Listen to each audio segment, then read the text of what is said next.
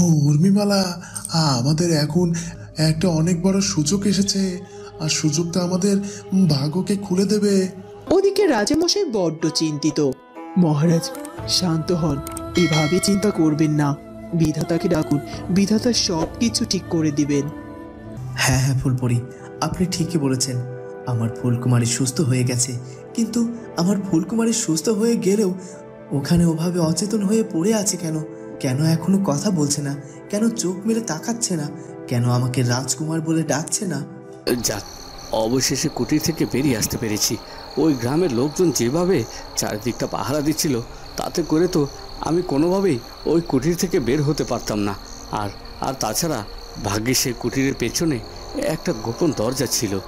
রানীমা, রানীমা, একটা একটা খুশির খবর আছে, আর সেই খবরটি আমি আপনাকে দিতে এসেছি। দেখুন, সে তখন থেকে আমি আপনাদের বারবার বলছি যে আপনারা যা ভাবছেন সেটা সঠিক নয়, আপনারা ভুল করছেন। আপনারা শুধু শুধু ওই মেয়েটিকে আর আমাকে শাস্তি দিতে চাইছেন। আমরা এমন কোনো অন্যায় করিনি যে আমাদের এত বড় শাস্তি দেবেন। তাই বলছি, দয়া করে আমাকে যেতে দিন, আমার পথ আটকাবেন না, আমাকে আমার রাজ্যে ফিরে যেতে দিন।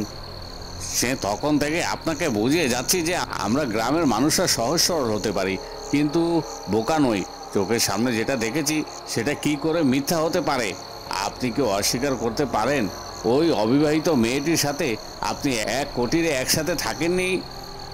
দেখুন, আমার শরীরটা বড্ড খারাপ ছিল, আর তাই তো ওই মেয়েটি আমাকে সেবা শুশ্রূষা করে সুস্থ করেছেন, শুধুমাত্র এতটুকুই, এর বেশি আর কিছুই না।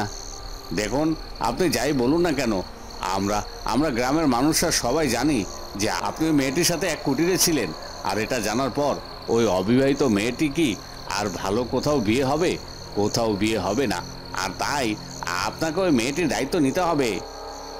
এই লোকজনগুলো তো কোনোভাবেই আমাকে বিশ্বাস করছে না, আর আর ওই মেয়েটির সাথে আমার বিবাহ দিতে চাইছে, কিন্তু সেটা কি করে হতে পারে?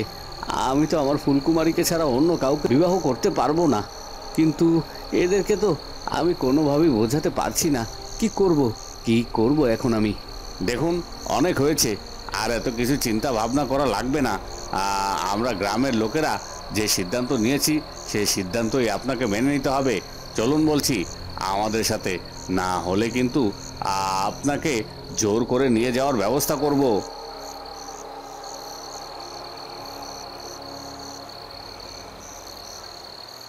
ওদিকে রাজকুমার ফুলকুমারীকে সাথে নিয়ে রাজপ্রাসাদে ফিরে আসায় রানীমা ভীষণ খুশি। রানীমা আগে থেকেই তাদের জন্য অপেক্ষা করছিল। রাজকুমার, ফুলকুমারী, তোমরা দুজনে এসেছো।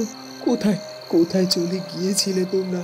তোমাদের দুজনকে নিয়ে আমি বড্ড চিন্তায় ছিলাম।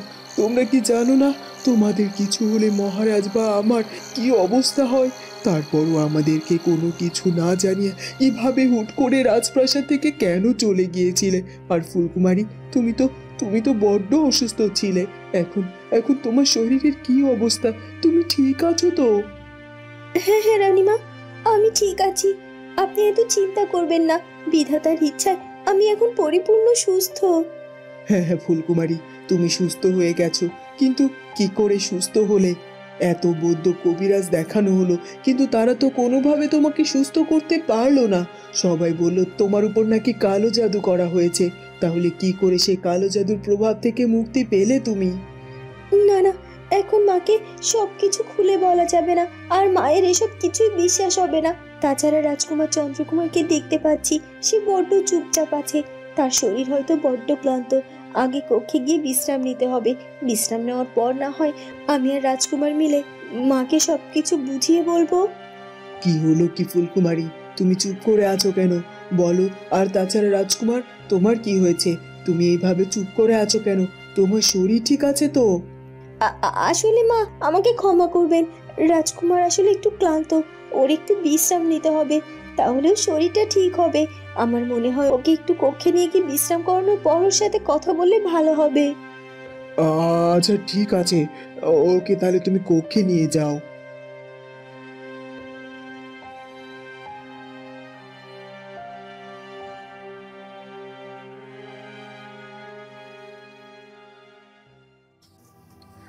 দাসী, কি হলো ব্যাপারটা?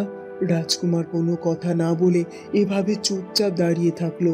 আর আমি যা প্রশ্ন করলাম আমার সব প্রশ্নের উত্তর ফুলকুমারী একাই দিল। রাজকুমারীর শরীর ঠিক আছে তো? আমি তো বুঝতে পারছি না কিছু। রানীমা, আপনি এত চিন্তিত হবেন না। আমার তো রাজকুমারকে দেখে বড্ড ক্লান্ত লাগছিল। আমার মনে হলো ওনাদের বিশ্রামের প্রয়োজন। আপনি রাজকুমার বিশ্রাম নেওয়ার পর না হয় তার সাথে খোলাখুলি কথা বলবেন, তখন নিশ্চয়ই সবকিছু জানতে পারবেন।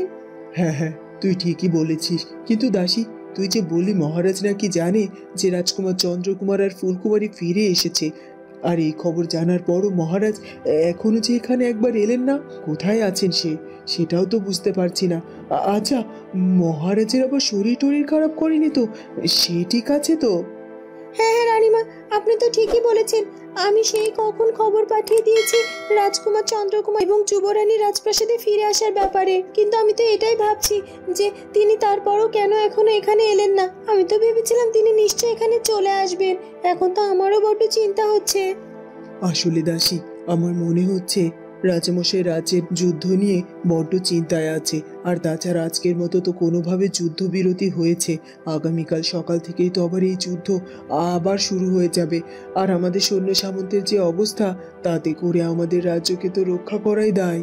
তবে রানীমা, আমার মনে হয় এবার আর ওই শত্রু সেনার এই রাজ্যের উপর খুব একটা প্রভাব খাটাতে পারবে না, কারণ রাজকুমার ফিরে এসেছে। আর তাছাড়া মহারাজ নিজে ওই শত্রুদের সাথে যুদ্ধ করতে চেয়েছেন। রাজকুমার এবং মহারাজ দুজনে মিলে যদি ওই শত্রুদের বিরুদ্ধে দাঁড়ায়, তাহলে ওই শত্রু সেনারা পরাজিত হবে, আর আমাদের সেনারাও আরো শক্তি পাবে, সাহস পাবে। আর আমাদের রাজ্যকে পরাজিত করা এতটা সহজ কাজ হবে না ওদের জন্য। হ্যাঁ হ্যাঁ, তুই ঠিকই বলেছিস। কিন্তু মহারাজ এখন কোথায় আছে? মহারাজের পাশে কি আমাদের দাঁড়ানো উচিত? ওদিকে ফুলপরীকে তার নিজের কুটিরে পনির সাজে সাজানো হয়। দেখো তুমি, তোমাকে কি সুন্দর লাগছে দেখতে। দেখুন, আমি বুঝতে পারছি না আপনারা আমার সাথে কেন জোর করে এমনটা করছেন। আমার মনে হচ্ছে আপনাদের কোথাও ভুল হচ্ছে। আপনারা আমাদের অমতে গিয়ে সব কিছু করছেন, আর এটা বড় অন্যায়। এরকম অন্যায় করবেন না। আপনাদের তো আগে জানতে হবে যে এই বিবাহে রাজকুমার প্রতাপ বা আমার মত আছে কিনা। আমার তো মনে হয় উনি কিছুতেই বিবাহে রাজি নয়। রাজকুমার প্রতাপের বিয়েতে রাজি হোক আর না হোক, সেটা আমাদের কিছু আসে যায় না। কিন্তু তুমি তো একটা মেয়ে মানুষ, তুমি তো তোমার ব্যাপারটা বুঝতে পারছো, তাই না? গ্রামের লোকজনেরা জেনে গেছে যে রাজকুমার প্রতাপে কুটিরে তোমার সাথে একসাথে থেকেছে। আর এ সব কিছু জানার পরেও কি তোমার বিবাহ হবে অন্য কোনো ভালো জায়গায়? আরে মেয়ে, যেটা হচ্ছে সেটা হতে দাও, এটা তোমার জন্য অনেক ভালো হবে। আর নিজের ভালো তো পাগলেও বোঝে, তুমি তো কিছুতেই বুঝতে চাইছো না দেখি। ওরকম একটা রাজকুমারের সাথে তোমার বিবাহ হচ্ছে বলে কথা। দেখুন, আমার ভালো জায়গায় বিবাহ হোক আর না হোক, তবে আমাদের অমতে আপনাদের এটা করা যে একেবারেই ঠিক হচ্ছে না। দেখো মেয়ে, এত কথা বলো না তো। গ্রামের লোকেরা যেটা করবে ভেবে ঠিক করেছে সেটা করে ছাড়বে। আর তাছাড়া তুমি এখন তৈরিও হয়ে গেছো, এখানে চুপটি করে দাঁড়াও দেখিনি।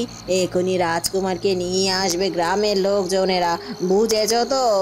তখনই রাজকুমারকে নিয়ে গ্রামবাসী সেখানে এসে হাজির হয়। এই তো একে নিয়ে হাজির হয়ে গেছি, আর দেরি করা যাবে না। যত তাড়াতাড়ি সম্ভব এদের বিবাহ দিয়ে তারপর আমাদের বাড়িতে ফিরতে হবে। রাত তো আর কম হয়নি। এই সবাই মিলে এদের দুজনকে বিবাহের ব্যবস্থা করো।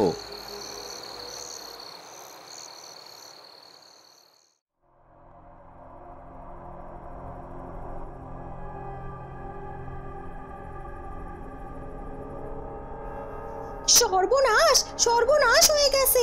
রাজপ্রাসাদে ওই ফুলকুমারী ফিরে এসেছে। কি বলছিস কি দাসী? আমার তো তোর কথা কিছুতেই বিশ্বাস হচ্ছে না। এটা কি করে হতে পারে? তুই ঠিকঠাক দেখেছিস তো? তোর আবার কোথাও ভুল হচ্ছে না তো? হ্যাঁ হ্যাঁ, আমি ঠিকঠাকই দেখে তারপর এসেছি। আমার কোথাও ভুল হচ্ছে না। সত্যি সত্যি তো ফুলকুমারী রাজপ্রাসাদে ফিরে এসেছে, আর এটা আমি নিজের চোখে দেখে এসেছি। এটা কি করে হতে পারে? তুই নিশ্চয় আমার সাথে মশকরা করছিস দাসী, না হয় মিথ্যে বলছিস। ফুলকুমারী তো মরে যাওয়ার কথা, ওর তো কোনোভাবেই ফিরে আসার কথাই নয়। না না, আমি যা বলছি সেটাই সত্যি, এর মধ্যে এক ফোঁটাও মিথ্যে নেই। আর আপনার সাথে কেনই বা মশকরা করতে যাবো বলুন তো? কিন্তু তুই তো বলেছিলি ওই তন্ত্রমাথা নাকি কখনো কোনো কাজে হারে না, আর এবারও সে কোনোভাবে হারবেও না। তাহলে কি করে ওই ফুলকুমারী সুস্থ অবস্থায় রাজকুমারকে নিয়ে রাজপ্রাসাদে ফিরে আসতে পারে? ওকে তো কালো জাদু করা হয়েছিল, আর একজন কালো জাদু করা মানুষ কখনো কি বেঁচে যেতে পারে এভাবে? শুধু শুধু তন্ত্রমাথার দোষ দেবেন না। তন্ত্রমাথা সত্যি সত্যি ফুলকুমারীর উপর কালো জাদু করেছিল, আর তাছাড়া ওকে হত্যা করার জন্য অনেক চেষ্টাও করেছিল। আপনার কি মনে নেই রাজপ্রাসাদে কত বৌদ্ধ কবিরাজ আসলো, দেখলো, কিন্তু ফুলকুমারীকে তো কেউ সুস্থ করতে পারছিল না। কিন্তু হঠাৎ করে যে ফুলকুমারী কি করে সুস্থ হয়ে গেল সেটাই তো বুঝতে পারছি না। তবে এটা সত্যি যে ফুলকুমারী সুস্থ হয়ে প্রাসাদে ফিরেছে। আমার তো মনে হয় সত্যি সত্যি ওই ফুলকুমারী নিশ্চয়ই কোনো জাদু জানে, না হলে কি করে ফিরে আসতে পারে? ওর তো এতক্ষণে মরে যাওয়ারই কথা ছিল। বুঝতে পারছি না, আমি কিছুই বুঝতে পারছি না। আমি এবারে এভাবে ব্যর্থ হয়ে যাব ভাবতেই পারিনি। ওই ফুলকুমারী মানুষ নাকি অন্য কিছু, ওর তো কই মাছের প্রাণ। ওকে মারার জন্য এত কিছু করছি, কিন্তু কোনোভাবেই আমি ওকে মারতে পারছি না। আমার তো মনে হয় সারা জীবনেও নিশ্চয়ই আমি কখনো ওকে মারতেও পারবো না, এমনকি ওর কোনো ক্ষতিও করতে পারবো না।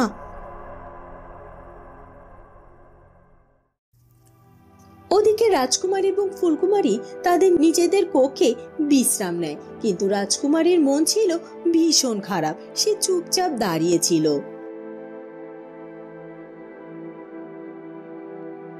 একি রাজকুমার, আপনি এখানে এভাবে মন খারাপ করে দাঁড়িয়ে আছেন কেন? কি হয়েছে? রাজপ্রাসাদে ফিরে আসার পর রানীমা আপনাকে কত কথা জিজ্ঞাসা করলো, কিন্তু আপনি কোনো কথারই উত্তর দিলেন না। সব কথার উত্তর আমাকেই দিতে হলো। হঠাৎ করে আপনি এভাবে নিশ্চুপ হয়ে গেলেন কেন? আপনার কি শরীর খারাপ লাগছে নাকি? আমি জানি আমাকে সুস্থ করতে গিয়ে আপনারও অনেক কষ্ট হয়েছে, অনেক ধকল গেছে, তাই তো বা আপনার শরীরের মধ্যে খারাপ লাগছে, তাই তো। দেখি একটু এদিকে ঘুরে দাঁড়ান তো। রাজকুমার ঘুরে তাকায়। ফুলকুমারী দেখতে পায় রাজকুমারের চোখ বেয়ে জল ঝরছে। এ কি রাজকুমার, কি হয়েছে? কি আপনার চোখ থেকে এমন জল ঝরছে কেন? আপনি কাঁদছেন কেন? আমাকে খুলে বলুন। আপনার কষ্ট যে আমি সহ্য করতে পারি না রাজকুমার। আসলে ফুলকুমারী, আমি তো ভীষণ ভয় পেয়ে গিয়েছিলাম। আমি ভেবেছিলাম তোমাকে হয়তো বা আমি আর ফিরিয়ে আনতে পারবো না। তুমি বুঝি আমাকে ছেড়ে চিরকালের মতো চলে যাচ্ছ। বিধাতার অশেষ দয়া, তাই তিনি তোমাকে সুস্থ করে দিয়েছেন। তোমার যদি সত্যি সত্যি কিছু হয়ে যেত, তাহলে তোমাকে ছাড়া যে আমার কি হতো সেটাই তো আমি ভাবতে পারি না। না না রাজকুমার, আমার কিছুই হতো না। আপনার ভালোবাসা আমাকে আপনার কাছে ঠিক এভাবেই ফিরিয়ে দিত। আর তাছাড়া এখন তো আমি সুস্থ হয়ে ফিরে এসেছি, আর এভাবে কষ্ট পাবেন না আপনি। ফুলকুমারী, তুমি আরও সাবধানে থাকবে। আমার মনে হয় তোমার ক্ষতি করার জন্য অনেকে ওত পেতে থাকে। আমি চাই না তোমার আর কোনো ক্ষতি হোক। আমার কিচ্ছুটি হবে না রাজকুমার, আপনি তো আমার পাশে আছেন সব সময়, তাই না? আর তাছাড়া পিতামশাই নাকি মন খারাপ করে বড্ড চিন্তিত অবস্থায় আছে, আর রানীমার সাথেও কথা বললেন না। এখন একবার কি তাদের সাথে কথা বলে আসাটা উচিত নয়? কারণ আপনাকে এভাবে থাকতে দেখলে তো তারাও কষ্ট পায়, তাই না? ফুলকুমারী, তুমি ঠিকই বলেছ। ঠিক আছে, আমি এক্ষুনি গিয়ে পিতামশাইয়ের সাথে দেখা করে আসছি। আপনি এত রাতে এখানে এসেছেন যে? বুঝতেই পারছি যে আপনি আমার সাথে কথা বলার জন্য এখানে এসেছেন, কিন্তু মন্ত্রী মশাই, আপনার সাথে তো অনেক আগে থেকে আমার সব কথা হয়ে রয়েছে। তাহলে আবার কেন এত রাতে আপনি অত দূর থেকে ছুটে এসেছেন? আবার কোনো অঘটন ঘটেনি তো? অঘটনা ঘটলেও আমার মনে হচ্ছে এবারে রূপনগর রাজ্যের জয় করাটা এতটা সহজ হবে না। কারণ আগামীকাল নাকি রাজামশাই নিজে তলোয়ার হাতে নিয়ে আপনার সৈন্যদের বিরুদ্ধে দাঁড়াবে। আর তাছাড়া শুধু সেটাই নয়, রাজকুমার চন্দ্রকুমার ও তার স্ত্রীকে নিয়ে ফিরে এসেছে। আর তাছাড়া রাজকুমার চন্দ্রকুমার একজন বীর শক্তিশালী যোদ্ধা।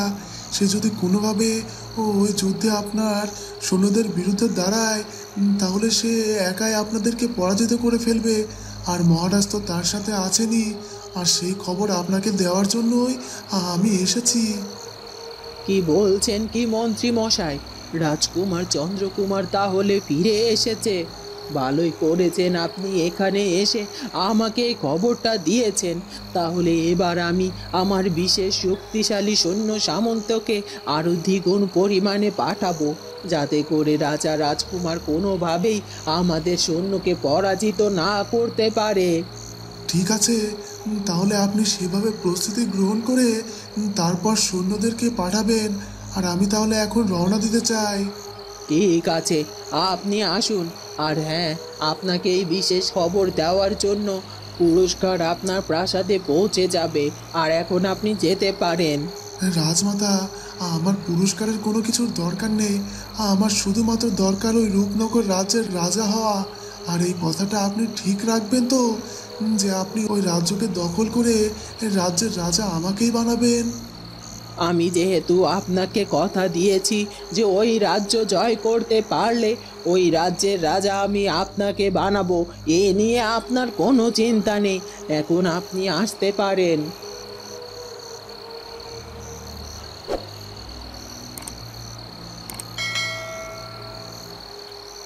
রাত আরো গভীর হয়ে যায়।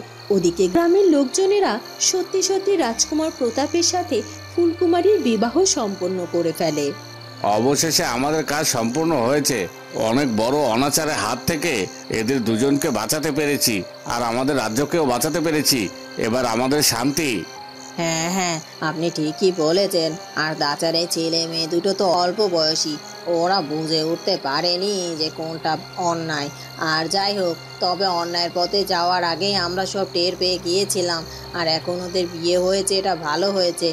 আর তাছাড়া ওদের দিকে একটু ভালো করে তাকিয়ে দেখো, কি সুন্দর লাগছে এদের দুজনকে দেখতে।